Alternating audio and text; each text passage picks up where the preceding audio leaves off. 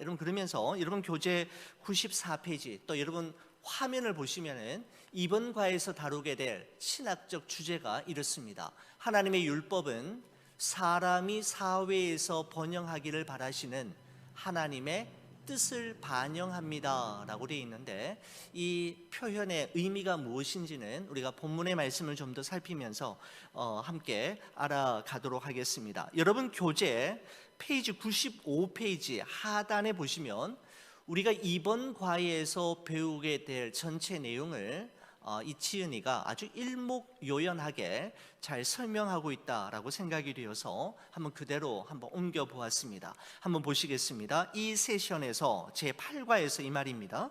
우리는 인간관계를 통해 하나님을 예배하는 데 초점을 맞춘 6가지 계명을 살펴볼 것입니다.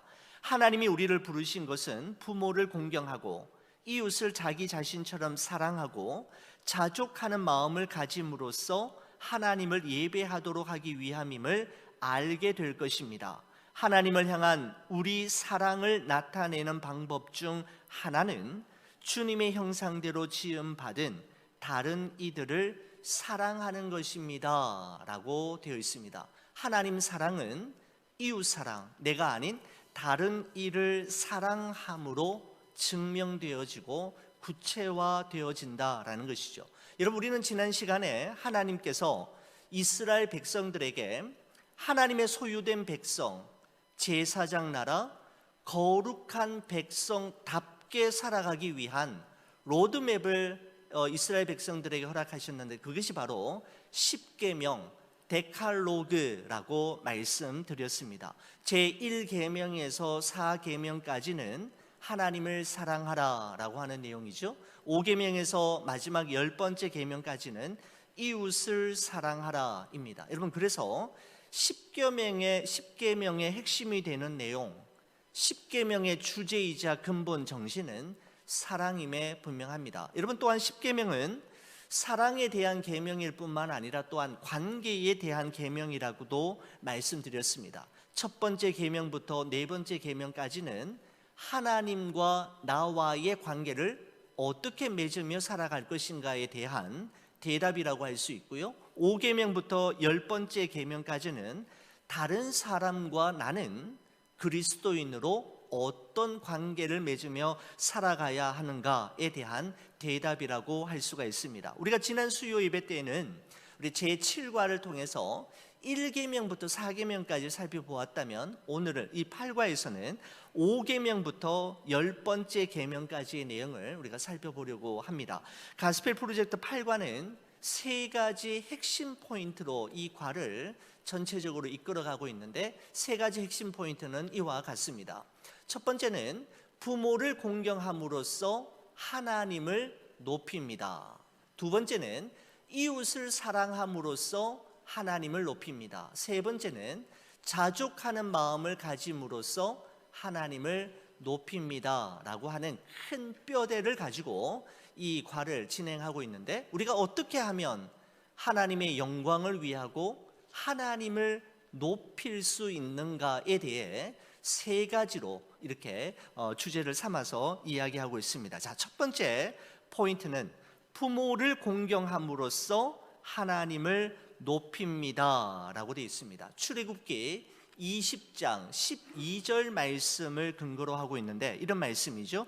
내 부모를 공경하라, 그리하면 내 하나님 여호와가 내게 준 땅에서 내 생명이 길리라 라고 하는 말씀입니다.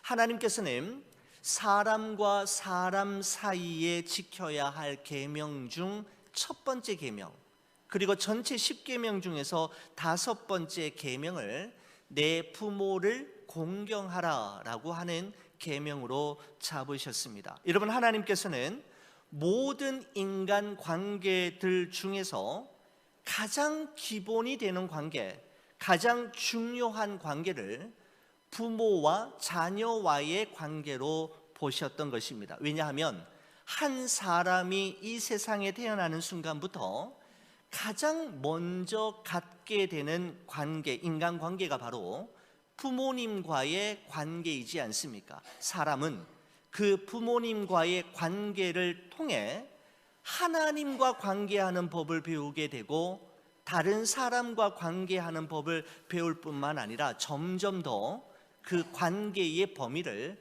확장시켜 가는 것이죠. 그 첫 번째 관계가 어떤 관계로 맺어지느냐에 따라서 하나님과의 관계도 다른 사람들과의 관계도 결정되어질 만큼 부모와 자녀와의 관계는 참으로 중요함을 우리 하나님께서 잘 아셨던 것입니다. 여러분, 누가복음 2장에 보면 예수님의 나이 12살이 되었을 때 예수님께서 그의 부모에게 어떻게 하셨는지에 대해 한 단편적인 표현을 찾아볼 수가 있습니다. 이렇게 기록합니다. 예수께서 함께 내려가사 나사렛에 이르러 순종하여 받드시더라. 그 어머니는 이 모든 말을 마음에 두니라. 예수는 지혜와 키가 자라가며 하나님과 사람에게 더욱 사랑스러워 가시더라 라고 말씀하고 있습니다.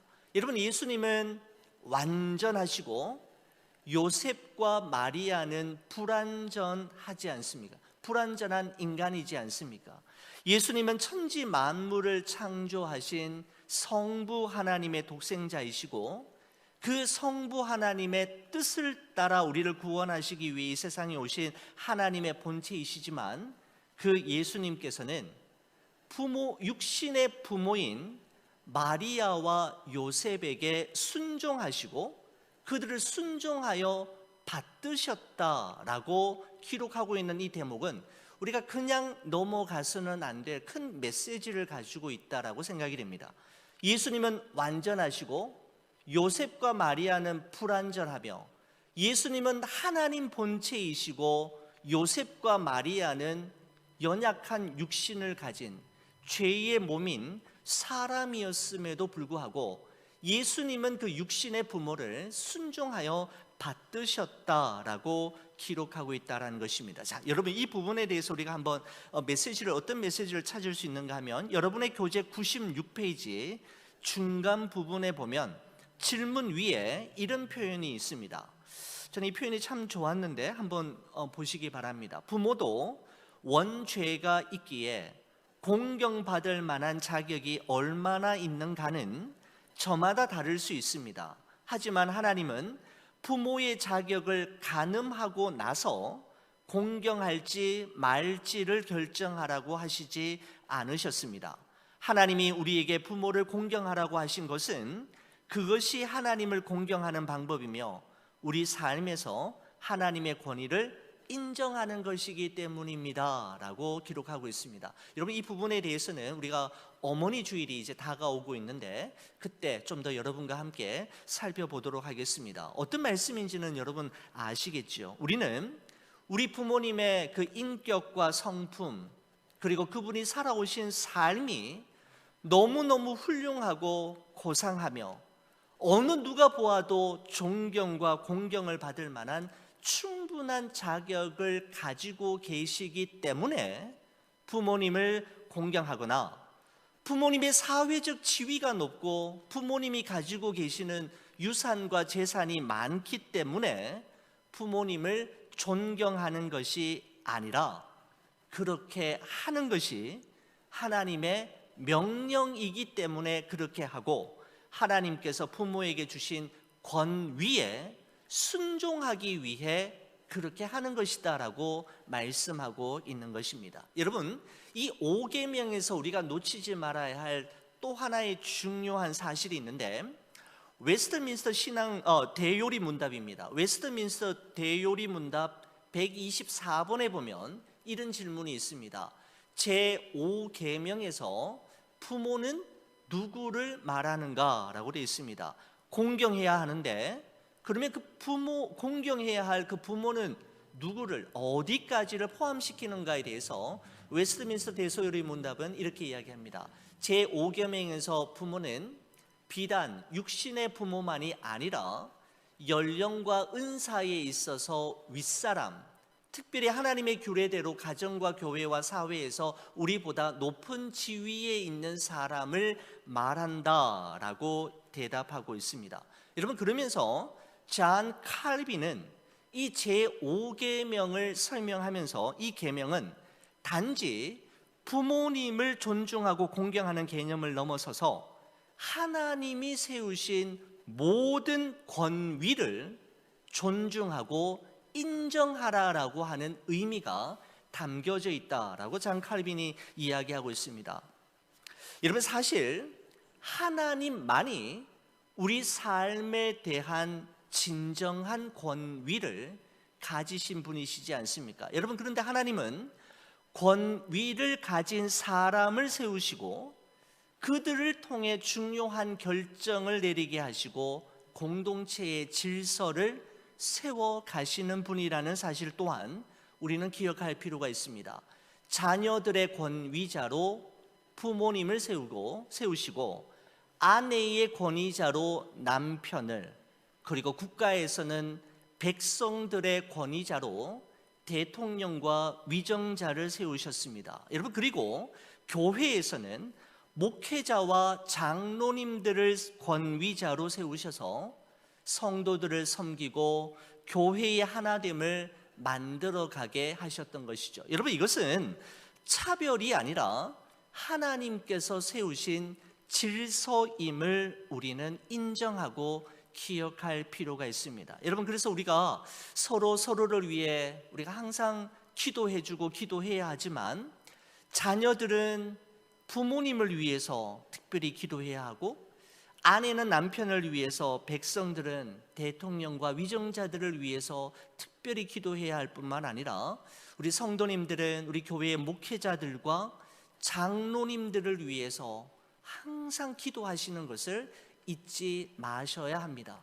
그들의 하나님이 주신 그 권위를 남용하지 않고 하나님의 뜻대로 성도를 섬기고 교회를 세워나가는 일에 바르게 사용할 수 있도록 기도해 주시는 것은 너무너무 중요한 것이죠. 여러분, 그래서 제5계명 안에 내 부모를 공경하라라고 하는 계명은 육신의 부모를 공경할 뿐만 아니라 하나님이 세우신 권위자에 대한 말씀도 포함된다라는 것을 우리가 좀 기억할 필요가 있으실 것 같습니다. 두 번째 포인트 보시겠습니다. 두 번째 포인트는 이웃을 사랑함으로써 하나님을 높입니다 라고 되어 있습니다. 여러분, 두 번째 포인트는 10계명 중에서 6번째, 7번째, 8번째, 9번째 4계명에 대한 것인데, 여러분의 교재 페이지 97페이지 중간 블랙박스 안에 보면 비드라고 하는 분이 한 말이 있습니다. 이 비드가 도대체 누군지 아무리 찾으려고 해도 찾을 수는 없었습니다만은 우리 책을 믿고 이 비드라고 하는 분이 했다고 합니다. 이렇게 기록하고 있죠. 사랑하는 마음이 있으면 하나님의 자녀이고 사랑하는 마음이 없다면 사탄의 자녀입니다. 만약 이것 한 가지가 부족하다면 무엇을 가졌든지 나머지는 다 쓸모 없습니다. 반대로 다른 것이 부족해도 이것 한 가지만 있다면 당신은 율법을 성취한 것입니다 라고 이야기했습니다. 저는 이 말씀을 보면서 떠오르는 말씀이 고린도전서 13장 말씀이죠. 우리 1절에서 3절까지 말씀인데 여러분, 글씨가 잘 보이십니까? 네, 보이시는 분만 저와 함께 여기는 좀 크게 보이는 하군요. 그럼 우리 1절에서 3절까지 저와 함께 보조를 맞춰서 한번 읽어보겠습니다. 같이 보시는 겁니다. 내가 사람의 방언과 천사의 말을 할지라도 사랑이 없으면 소리나는 구리와 울리는 꽹과리가 되고, 내가 예언하는 능력이 있어 모든 비밀과 모든 지식을 알고 또 산을 옮길 만한 모든 믿음이 있을지라도 사랑이 없으면 내가 아무것도 아니요 내게 있는 모든 것으로 구제하고 또 내 몸을 불사르게 내줄지라도 사랑이 없으면 내게 아무 유익이 없느니라. 아멘. 사랑이 없으면 아무 소용도 없고 아무 의미도 없다라고 성경은 우리에게 말씀하고 있습니다. 다른 것 다 퍼펙트하게 갖추고 있어도 사랑이 없다면 nothing이고, 다른 것은 좀 부족하고 다른 것은 엄청 모자라도 사랑이 있다면 everything이라고 말씀하는 것이죠. 사랑하는 마음 없이 행하는 모든 일들은 아무것도 아니며 우리에게 아무런 유익을 줄 수 없음을 이야기하고 있습니다. 그러면서 나오고 있는 살인이라든지 간음, 도둑질, 거짓 증언 역시 사랑하는 마음이 없기에 나타나는 현상임을 우리에게 말씀해 주려고 하는 의도가 이 책 속에 있는 것 같습니다. 제 6계명이 살인하지 말라라고 하는 계명이지 않습니까? 이 계명은 여러분과 제가 이 계명 자체를 보면서도 알게 될 듯이 한 사람의 생명과 인격을 존중히 여겨라, 귀하게 여겨라 라고 하는 의미를 가지고 있는데, 여러분 이 모세의 이 10계명 중 제 6계명을 예수님께서 새롭게 해석하신 장면이 산상수훈에 나옵니다. 마태복음 5장 21절에서 22절의 말씀에 보면 이 6계명에 대한 예수님의 새로운 해석을 기록하고 있는데, 제가 한번 읽어보겠습니다. 옛사람에게 말한 바 살인하지 말라. 옛사람에게 말한 바 살인하지 말라라는 것은 뭐냐면, 모세의 10계명에 기록된 바 살인하지 말라라고 하는 그 계명을 이야기한다라는 거죠. 누구든지 살인하면 심판을 받게 되리라 하였다는 것을 너희가 들었으나 나는 너희에게 이르노니 형제에게 노하는 자마다 심판을 받게 되고 형제를 대하여 나가라 하는 자는 공회에 잡혀가게 되고 미련한 놈이라 하는 자는 지옥불에 들어가게 되리라 라고 이 살인을 해석하시는 예수님의 모습을 볼 수가 있습니다. 여러분, 이스라엘 백성들, 유대인들은 살인하지 말라라는 계명을 다른 사람의 생명과 목숨을 빼앗지만 않으면 되는 것으로 알고 있었지만, 예수님은 상대방을 존중히 여기는 마음 없이 마구 내뱉는 모든 말과 다른 사람의 인격과 존재를 무례한 행동과 태도로 무시하는 것까지 살인이라고 말씀하고 있지요. 노하는 자, 화를 내는 자를 이야기합니다. 라가라 하는 자라는 것은 어떤 사람을 향해 바보, 멍청이, 있으나 마나한 존재, 쓸모없는 존재라고 이야기하는 것이 바로 라가라고 이야기하는 겁니다. 미련한 놈이라고 하는 자는 하는 것은 아주 인격적으로 그 사람을 인설트하는, 모욕하는 언행이 바로 미련한 자라는 것인데, 이것 역시 모두 다 살인하는 자와 같은 것이고 그 사람은 반드시 심판을 받아 지옥불에 들어가게 될 것이다 라고 말씀하셨습니다.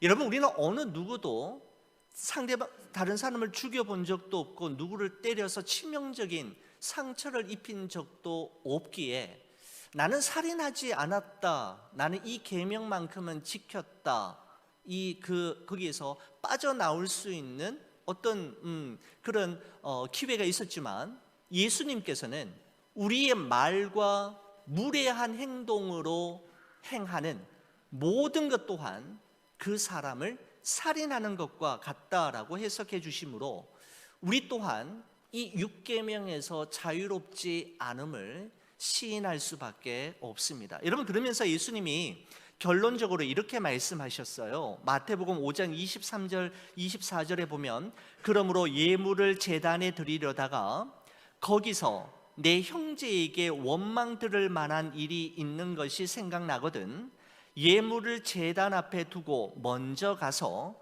형제와 화목하고 그 후에 와서 예물을 드리라 라고 말씀하셨습니다. 하나님께 제사 드리는 것, 예배 드리는 것이 너무너무 중요하지만, 예배를 드리다가 형제에게 원망 들을 만한 일이 생각이 나거든, 형제에게 원망 들을 만한 일이 생각난다라고 할 때 생각난다라고 하는 이 말은 성령께서 나에게 생각나게 하시는 사건, 떠오르게 하는 사람이 있다면 무시하지 말고 먼저 가서 그 형제와 화목하고 서로 용서를 구한 후에 와서 예물을 드려라. 그래야 그 예배를 받으시겠다라고 말씀하는 것입니다. 무슨 말입니까? 이 말씀은 사람과 화목하면 하나님과 화목하게 된다라는 것이고, 사람과 통하면 하나님과도 통하게 된다라는 것을 의미합니다. 하나님께만 죄를 고백하고 용서를 구하는 것이 아니라 내가 잘못하고 내가 실수한 사람에게도 반드시 용서를 구하고 나 또한 용서해 줄 수 있어야 하나님과도 화목해지고 하나님과도 통할 수 있음을 말씀하고 있는 것이죠. 여러분, 제7계명 보겠습니다. 제7계명은 간음하지 말라라는 것이지 않습니까? 여러분, 이것은 하나님께서 세우신 소중한 가정을 무너뜨리고 부부간의 친밀함과 결혼 서약을 파괴하는 간음으로부터 우리 자신과 우리 배우자를 지키고 우리 자녀와 가정을 반드시 지켜내라라고 하는 의미가 이 계명 속에 담겨져 있는 것이죠. 여러분, 이 또한 예수님께서 이 산상수훈에서 간음하지 말라라고 하는 계명에 대해서도 새로운 해석의 지평을 여셨는데, 마태복음 5장 27절 28절에 보시면 이런 말씀이 있습니다. 오늘 새벽 예배 때에도 이 말씀을 함께 나누었던 것 같습니다. 또 간음하지 말라 하였다는 것을 너희가 들었으나 나는 너희에게 이르노니 음욕을 품고 여자를 보는 자마다 마음에 이미 간음하였느니라 라고 말씀하고 있습니다. 여러분, 모세의 10계명은 간음이라는 행위만 하지 않으면 아무런 문제가 될 것이 없었는데, 예수님은 그 범위를 넘어서서 새로운 해석을 제시하셨는데, 그것은 여자를 보고 부적절한 생각과 상상을 하는 것만도 간음하는 것과 동일하다라고 말씀하고 있는 것입니다. 여러분, 그러면서 마태복음 5장 29절 30절에 이렇게 말씀하셨습니다. 만일 내 오른눈이 너로 실족하게 하거든 빼어내버리라. 내 백체 중 하나가 없어지고 온 몸이 지옥에 던져지지 않는 것이 유익하며, 또한 만일 내 오른손이 너로 실족하게 하거든 찍어버리라. 내 백체 중 하나가 없어지고 온 몸이 지옥에 던져지지 않는 것이 유익하니라 라고 말씀하고 있습니다. 여러분, 이 말씀을 우리가 문자 그대로 행하면 큰일 나지 않겠습니까? 우리가 죄를 지을 때마다 죄를 짓는 우리 신체의 부위를 제거한다면 우리 몸에 상한 데가 어디에 있겠습니까? 여러분, 예수님의 이 말씀은 문자 그대로 행하라고 하는 의미가 아니라 죄를 가볍게 여기거나 적당하게 타협하고 은근슬쩍 넘어가지 말고 철저하게 하나님 앞에 회개하고 돌이키라라고 하는 의미가 담겨져 있는 것이죠. 그만큼 죄에 대해서는 철저하고 엄중하게 반응할 것을 말씀하고 있는 것입니다. 제 8계명은 도둑질하지 말라라는 계명입니다. 여러분, 이 도둑질하지 말라라고 하는 계명에는 목적어가 생략되어 있습니다. 그죠? 제 8계명 무엇을 도둑질하지 말라라고 이렇게 되어야 되는데 단도직입적으로 그냥 도둑질하지 말라라는 것이죠. 여러분, 이 계명에 대해서 구약 학자 중에 저는 잘 모르는 분입니다만은 제가 이 공부를 준비하면서 본 분인데 알트라고 하는 구약 신학자가 하나님께서 도대체 무엇을 도둑질하지 말라고 하신 걸까라고 하는 질문에 초점을 맞추어서 남의 물건, 남의 소유를 도둑질하지 말라라는 의미뿐만 아니라 하나님께서 이 계명을 주셨을 때 도둑질하지 말아야 할 첫 번째 대상이 무엇이었는지를 성경을 이제 찾아가면서 연구했던 기록이 제가 보았던 책이 있었습니다. 그러면서 첫 번째 도둑질하지 말아야 했어요. 하나님께서 모세를 통해 이 계명을 주셨을 때 도둑질하지 말아야 할 첫 번째 대상은 무엇이었냐면 사람이었습니다. 이 말은 사람을 도둑질하지 말라, 사람을 납치하지 말라라고 하는 의미였다고 알트라고 하는 구약 신학자는 이야기합니다. 여러분, 왜 이런 해석을 내리고 있는가 하면 출애굽기 20장 15절에 기록된 도둑질하지 말라라고 할 때 사용되고 있는 이 도둑질하다라고 하는 이 동사가 히브리어로는 가나브라고 하는 동사를 사용하고 있습니다. 여러분, 그런데 이 가나브라고 하는 동사가 구약 성경에 또 한 번 사용된 곳이 있는데 출애굽기 21장 16절이라는 거죠. 사람을 납치한 자가 그 사람을 팔았든지 자기 수하에 두었든지 그를 반드시 죽일지니라. 사람을 납치하고 사람을 유괴한 자는 살려두지 말라라고 이야기했다는 겁니다. 여기서 납치하다라고 하는 동사가 도둑질하다라고 하는 동사와 동일한 가나브라고 하는 히브리 단어를 사용하고 있다라는 점에서 하나님께서 이 계명을 주셨을 때 도둑질하지 말아야 할 첫 번째는 사람이었음을 이야기한다, 그렇게 주장하는 학자들도 있었습니다. 여러분, 당시에는 노예 제도가 허용되어 있기는 했지만 합법적인 노예의 값은 너무너무 비쌌다고 합니다. 보통 가정에서는 노예를 사서 들여올 수가 없는 것이죠. 그래서 사람을 납치해서 다른 사람에게 팔거나 사람을 납치해서 자기의 노예 종으로 삼는 사건이 빈번했기 때문에 이와 같은 계명이 주어졌을 것이다 라고 이야기하고 있습니다. 자, 여러분, 그렇고요. 도둑질하지 말라라고 하는 계명의 의미를 여러분의 교재 99페이지 하단에 보시면 이렇게 설명하고 있습니다. 여덟 번째 계명은 도둑질, 즉 자기 것이 아닌 물건을 취하려는 것을 금합니다. 이 계명은 모든 선한 것의 원천이신 하나님 대신 소유욕에 사로잡힌 마음에서 나오는 부정직한 행위들을 가리킵니다. 다른 사람과 부정직한 거래를 한다거나 고용인이나 고용주를 속인다거나 표절하는 것은 모두 도둑질하는 셈입니다. 우리는 왜 자기 것이 아닌 물건을 취하려고 할까요? 그러면서 이렇게 이야기하죠.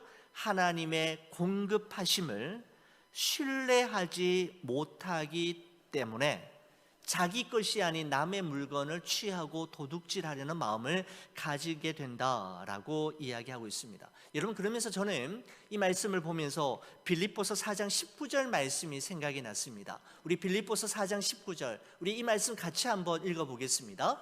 나의 하나님이 그리스도 예수 안에서 영광 가운데 풍성한 대로 너희 모든 쓸 것을 채우시리라. 아멘. 그렇습니다. 도둑질은 내가 가진 것이 넘쳐나고 많아지면 도둑질을 하지 않게 되는 것이 아니라 하나님의 공급하심을 신뢰할 때 남의 소유를 탐하지 않고 내게 있는 것으로 감사하며 자족하게 되므로 8계명을 지킬 수 있게 되는 것이죠. 그리스도 예수 안에서 나의 하나님이 풍성한 대로 우리의 모든 쓸 것과 있어야 할 것과 필요한 것이 무엇인지를 아는 우리 하나님이 바로 우리에게 모든 것을 공급해 주시고 채워 주신다라고 하는 하나님에 대한 신뢰감이 있을 때 도둑질을 하지 않게 되는 것입니다. 도둑질이라고 이렇게 표현이 되어 있네요. 죄송합니다. 도둑질을 하지 말라, 그렇게 보시면 되겠습니다. 여러분, 제 9계명 보겠습니다. 내 이웃에 대하여 거짓 증거하지 말라라고 하는 계명이죠. 여러분의 교재 100페이지 블랙박스 옆에 보면 9계명에 대한 설명이 아주 일목요연하게 잘 정리되어 있습니다. 참 책이 저에게는 참 유익했습니다. 이렇게 되어 있죠. 9번째 계명은 이웃에 대한 위증 금지입니다. 구약 성경 내내 하나님은 거짓말하는 입술에 대해 미움을 표현하시고 자기 백성에게 진실만 선포하라고 요구하십니다. 하나님은 진실을 말씀하시는 분이시므로 그의 백성도 언제나 진실만 말해야 합니다 라고 되어 있습니다. 여러분, 이 9계명에 대해서는 하이델베르그 요리문답 112번이 우리에게 이 계명이 무엇인지를 잘 설명해 주고 있습니다. 제 9계명에서 하나님께서 원하시는 것은 무엇입니까? 라고 하는 질문에 대해 하이델베르그 요리문답 112번은 이렇게 답합니다. 내가 어느 누구에게도 거짓 증언을 하지 않고 다른 사람의 말을 왜곡하지 않고 뒤에서 헐뜯거나 중상하지 않으며 어떤 사람의 말을 들어보지도 않고 성급히 정죄하지 않으며 다른 사람이 성급히 정죄하는 데에도 참여하지 않기를 원하십니다. 오히려 하나님의 무서운 진노를 당하지 않기 위해 본질적으로 마귀의 일인 모든 거짓과 속이는 일을 피해야 합니다. 법정에서나 기타 다른 경우에도 나는 진리를 사랑하고 정직하게 진실을 말하고 고백해야 하며 할 수 있는 대로 이웃의 명예와 평판을 보호하고 높여야 합니다 라고 하는 의미가 이 구계명을 통해서 하나님께서 이스라엘 백성뿐만 아니라 오늘날 이 땅 위에 교회의 성도들에게 주시는 의도가 이와 같은 거였다라는 것입니다. 내 이웃에 대하여 거짓 증거하지 말라라고 하는 제9계명 안에는 당사자가 없는 곳에서 그 사람의 흠을 들추어내는 험담, 뒷담화를 하지 말라라는 것이죠. 근거 없는 말로 상대방을 훑뜯어 잘못된 편견을 가지게 하는 중상의 말을 금하라는 것입니다. 사실을 왜곡하거나 속여서 남을 해롭게 하는 모략도 하지 말라라는 것이고, 앞뒤를 다 잘라내고 자기에게 필요한 말만 사용하거나 과장하여 부풀려서 말하지 말라라고 하는 의미가 바로 이 구계명 속에 포함되어 있는 것입니다. 여러분, 우리 또한 이 계명에서 자유로운 자가 누가 있겠습니까? 여러분, 한마디로 제9계명은 말에 대한 계명이라고 할 수가 있는 것이죠. 천금의 무게를 담아낼 수 있는 진중함과 침묵과 묵상을 여과한 언어 생활을 한다면 우리는 말의 실수를 최소화하고 제9계명을 우리의 삶으로 살아내는 진실한 사람, 9계명의 사람이 될 수 있을 것입니다. 여러분, 세 번째 포인트로 갑니다. 자족하는 마음을 가짐으로써 하나님을 높입니다 라고 되어 있는데, 출애굽기 20장 17절 말씀인데 여러분 성경책 한번 보시겠습니까? 마지막 10번째 계명이죠. 내 이웃의 집을 탐내지 말라. 내 이웃의 아내나 그의 남종이나 그의 여종이나 그의 소나 그의 낙이나 무릇 내 이웃의 소유를 탐내지 말라라고 되어 있습니다. 여러분, 10번째 계명 보시면은 처음에 이렇게 되어 있죠. 내 이웃의 집을 탐내지 말라. 그냥 집이라고 하지 않고 내 이웃의 집을 탐내지 말라라고 되어 있습니다. 그죠? 그 다음에 그냥 아내나 그의 남종이나 그의 여종이라 그렇게 하지 않고요, 보시면은 내 이웃의 아내나 그의 남종이나 그의 여종이나 그의 소나 그의 낙이나 무릇 내 이웃의 소유를 탐내지 말라 이렇게 되어 있습니다. 여러분, 그러니까 제가 말씀드리려고 하는 것이 무엇인가 하면 이렇게 할 수도 있는데 왜 이렇게 했냐라는 겁니다. 집을 탐내지 말아라, 아내를, 내 이웃의 아내를 탐내지 말아라, 남종이나 여종이나 소나 낙이나 이웃의 소유를 탐내지 말라라고 해도 되는데 그 앞에 내 이웃의 집, 내 이웃의 아내, 그의 여종, 그의 남종, 그의 소, 그의 낙이, 그리고 내 이웃의 소유라고 이야기하고 있습니다. 무슨 말일까요? 저는 이 말씀을 이렇게 보았습니다. 다른 사람의 것을 부러워하거나 다른 사람의 것과 비교하지 말라라는 것입니다. 부러움과 비교의식 속에서 탐심이 싹이 날 수 있음을, 싹이 남을 말씀하고 있는 것이죠. 다른 사람의 것을 부러워하거나 다른 사람과 비교하지 말고 이미 내게 있는 것과 내게 주신 것으로 인해 감사하고 자족하는 마음이 있을 때 탐심을 이겨낼 수 있음을 계명 속에 이미 말씀하고 계신 것입니다. 여러분, 교재 101페이지 보십시오. 블랙박스 안에 필립 그레이엄 라이켄이라고 하는 분이 자족이 무엇인지에 대해서 이렇게 표현하고 있습니다. 자족이란 우리가 원하는 것보다 하나님이 우리에게 원하시는 것을 바라는 것입니다.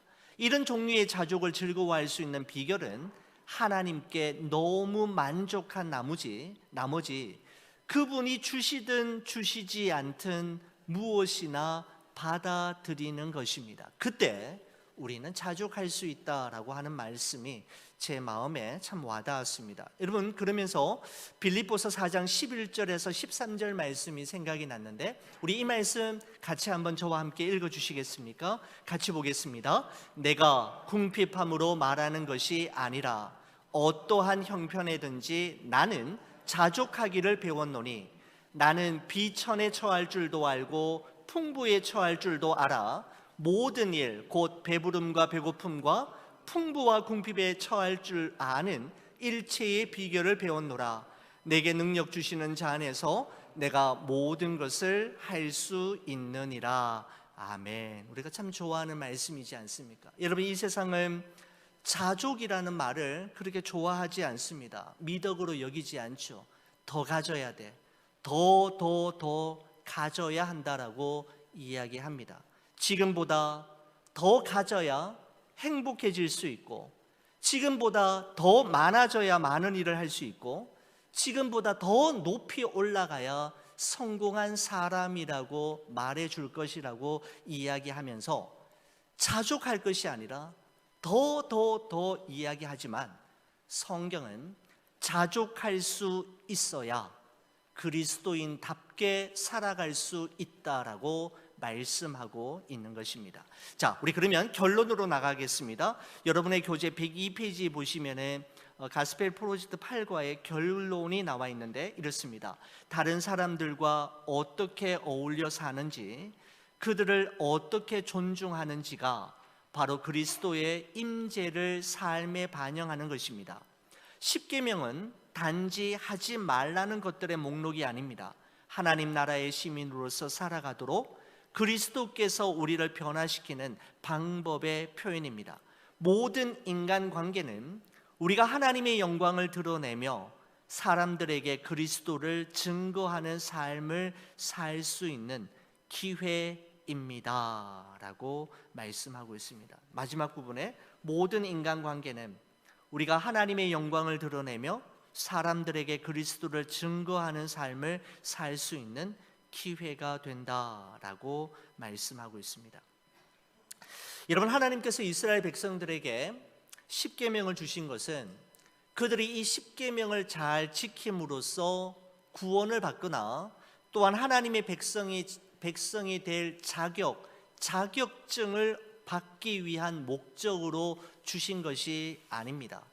여러분, 십계명을 그들에게 주신 이유는 너희는 이제 애굽에서 구원을 받아 자유의 몸이 되었으니 이제는 더 이상 파라오의 노예가 아니라 하나님의 백성답게 살아가는 길이 무엇인지를 가르쳐 주시기 위해 십계명을 주셨습니다. 십계명은 위로는 하나님을 어떻게 사랑하고 그 하나님과 어떤 관계를 맺으며 살아갈 수 있는지에 대한 방법이고, 아래로는 사람을, 내 주위에 있는 사람을 어떻게 사랑하고 그들과는 어떠한 관계를 맺으며 살아가야 하는지를 말해주는 지표가 되는 것이 바로 십계명이라고 할 수가 있는 것이죠.